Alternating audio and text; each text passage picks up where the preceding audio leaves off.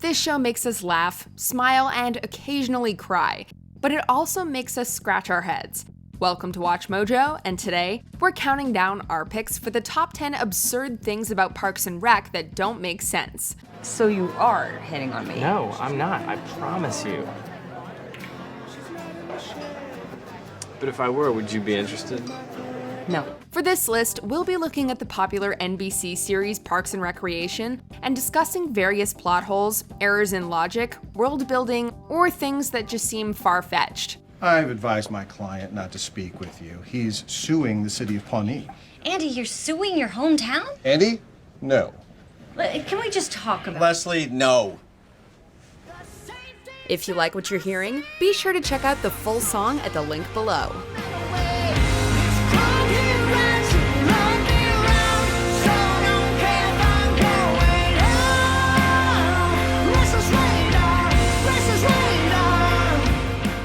Number 10. The Ann and Morningstar Timeline.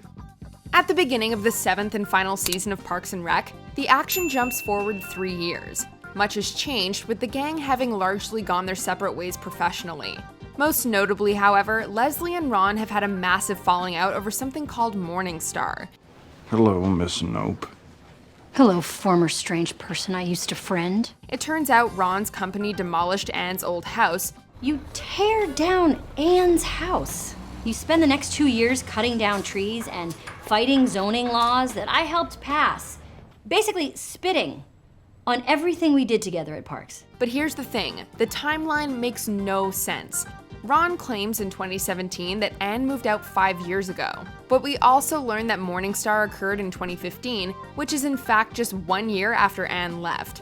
Ron isn't the type to exaggerate, and Leslie is a stickler for details, so we can only assume that there was a break in the space-time continuum. When my company took on the Morningstar development and I realized it meant bulldozing Ann's old house, I salvaged her front door. Number 9. Whatever happened to Mouse Rat? Did you pass me my itch stick? Of course. When we first meet lovable slacker Andy Dwyer, a few things become almost immediately clear. It's his fault he fell in the pit, he's not the sharpest tool in the shed, and his world absolutely revolves around his band. Mouse Rat was central to Andy's identity. The band has had a few different names over the years. We were Teddy Bear Suicide, but then we changed it to Mouse Rat. Then we were God Hates Figs, Department of Homeland Obscurity, Flames for Flames, Muscle Confusion, Nothing Rhymes with Orange. As the show progressed, however, the group was featured increasingly less as Andy's priorities shifted. I'm done with that band. I mean, I'm an adult now, you know? I work 2 part-time jobs. Hello? I don't need the stress of playing guitar with my friends every few weeks. This was addressed in season 5, but little came of Andy recommitting to Mouse Rat. Their last full band appearance was at their star-studded performance of 5,000 Candles in the Wind to a massive crowd, and then they just seemingly disappeared. We're glad that Andy found success as Johnny Karate, but a definitive end to the Mouse Rat story would have been nice too. Welcome back to the Johnny Karate Super Awesome Musical Explosion Show.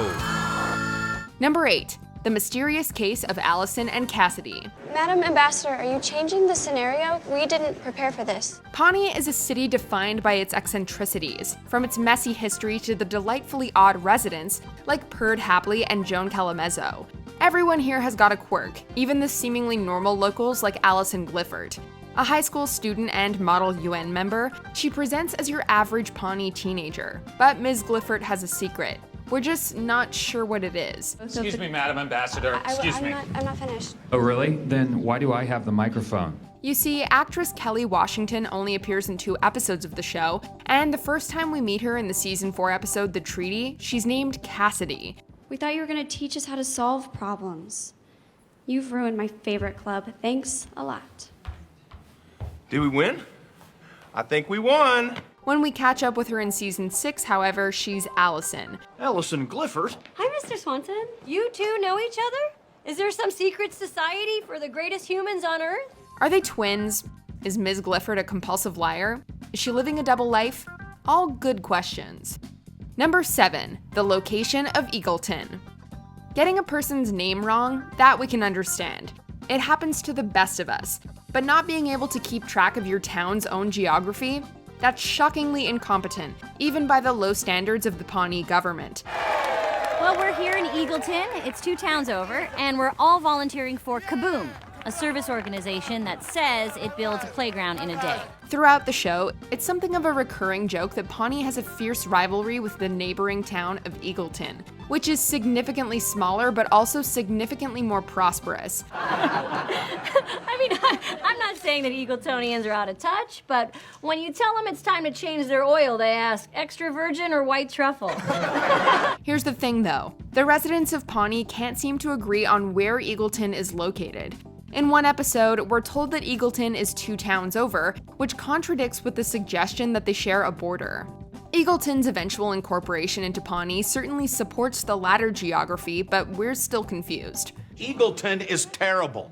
Why should I bail them out with the hard-earned money from my unemployment check? Because they are our neighbor and they've sprained their ankle. And when your neighbor sprains his ankle, you help him off the court. Number 6, redecorating.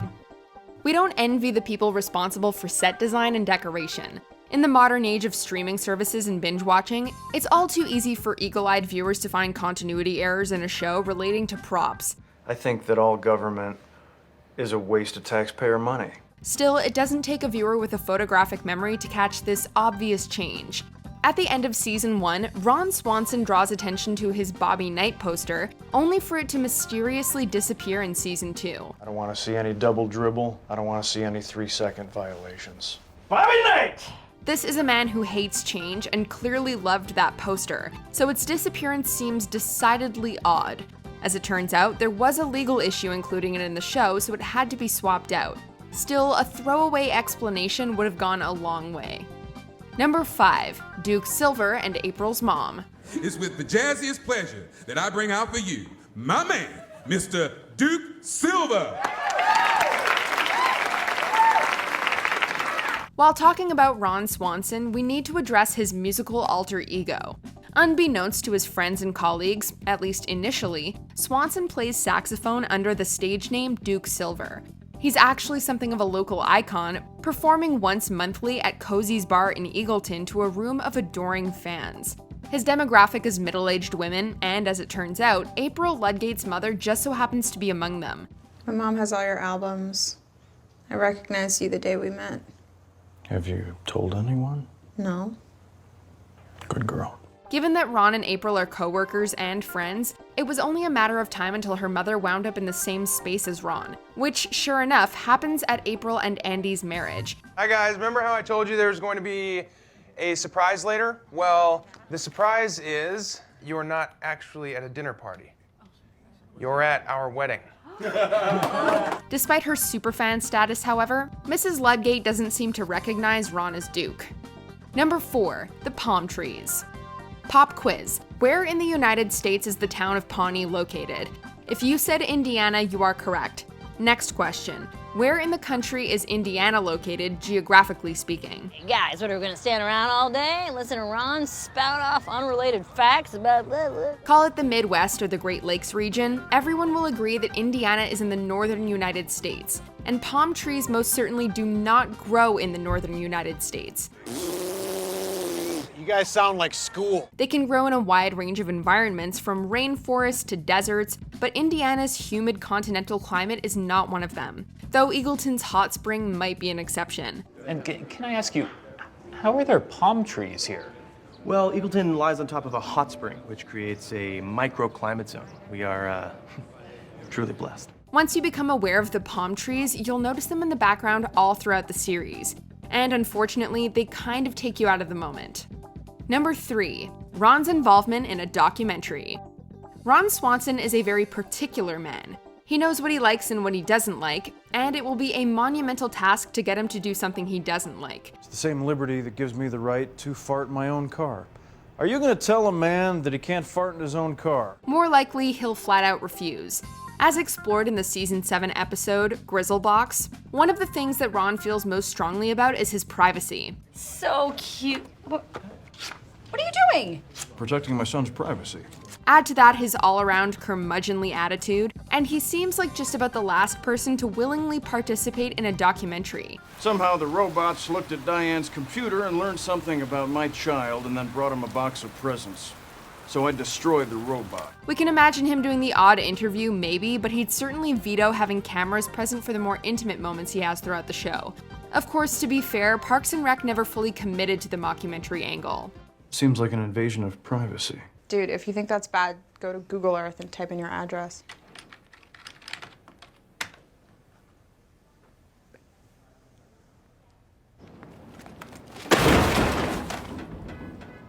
Number 2, a man of many names, even in his own house.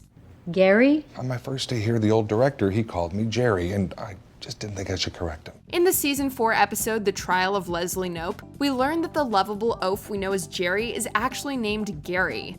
As it turns out, his old boss got his name wrong and he was just too polite to ever correct him. Leslie, I was wondering if people would call me by my real name. Larry? No, it's not Larry, it's Jerry. No, it's Gary. Your name is Larry Gengurch. His name is Larry Gengurch. It's a great gag that just keeps on giving, especially when his friends and coworkers proceed to call him both Terry and Larry for extended periods of time. That's Gary, Jerry, Larry, Gurgich, Gengurch. I burned in all my names. I didn't know what to do. But there's one problem with the joke. His family. Gail, you're Gail. Jerry's beautiful wife. They just seem to go along with it. Having Jerry's loving wife and daughters follow the lead of his coworkers seems like a weird choice, even from the overly accommodating Jerry. Terry, Larry, Gary, oh who cares? Before we unveil our number 1 pick, here are some honorable mentions. The year Pawnee was founded. The town seal in Leslie's office says 1816, but Pawnee was founded in 1817. No opinion. They're condescending. Before we continue, I'd love to just give you a little history of Pawnee. The city of Pawnee was incorporated in 1817. Tammy 1 and Ron's relationship. Ron Swanson's first wife, Tammy, was actually his abuser, but this is never really addressed. I don't even know her, but she's my hero. Oh, she's no hero, April. She's a hellacious nightmare. She did, however, teach me everything I know. Leslie and libraries. Does she love them or hate them? We're getting seriously mixed messages. Wait, why do we hate the library? The library is the worst group of people ever assembled in history. They're mean, conniving, rude, and extremely well-read, which makes them very dangerous. Why did Ron care about hunting licenses? Obviously, proper licensing is important, but Ron famously hates bureaucracy and red tape. I didn't have a hunting license. I was the one who shot you. You didn't get a license? What kind of moron doesn't get a license? How are things between Chris and Ann after they moved away? We get some updates, but not nearly as many as we'd expect Leslie to be demanding from a friend who moved away. Where's Chris? Oh, he was such a good coach that the nurses asked him to help out with the delivery down the hall. Before we continue, be sure to subscribe to our channel and ring the bell to get notified about our latest videos. You have the option to be notified for occasional videos or all of them. If you're on your phone, make sure you go into your settings and switch on notifications. Number 1, the case of the missing plans. Parks and Rec is great, but it was slow to hit its stride. Leslie was revamped slightly from season 1, and it took until the end of season 2 to find the right cast of supporting characters. This isn't the way I want this to happen again. Leslie, it's not that big a deal. Though he initially seemed like he was being set up as a long-game love interest for Ms. Knope, Mark Brandanowitz instead left at the end of season 2, never to be seen again. As a parting gift, he presents Leslie with plans for her park, and she is visibly moved. I, sort of threw together some plans for a future park. I couldn't fit everything in that you wanted, like the roller coaster or the shark tank, but I think it's a pretty good start. But then it's like they get wiped from her memory. That's correct. Well put. This park is going to be a celebration of Pawnee, by Pawnee, and for Pawnee. So, send in your plan or your resume, and quick. Leslie is extremely sentimental about keepsakes and loyalty to friends, so her simply ignoring the plans or forgetting about them is totally out of character. Do you agree with our picks? Let us know in the comments. And hey, if you're a fan of the song playing right now, be sure to check out the music video for it right here.